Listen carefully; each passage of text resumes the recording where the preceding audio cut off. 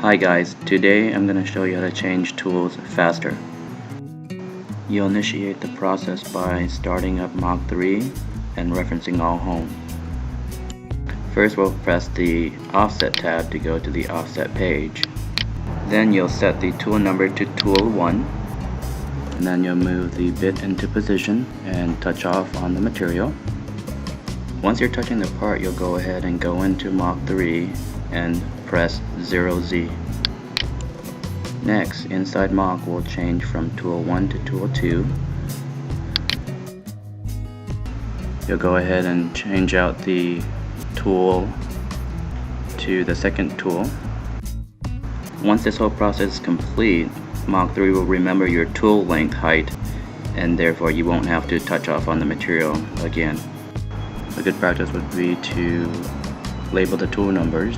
T1 equals tool 1, T2 equals tool 2, and so on. In your CAM software, you must define the tool numbers appropriately. And we'll go ahead and set the second tool to the top of the surface, and then press set tool offset.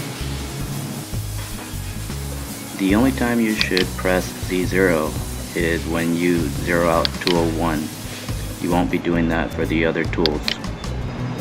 And that's it. Thank you for watching.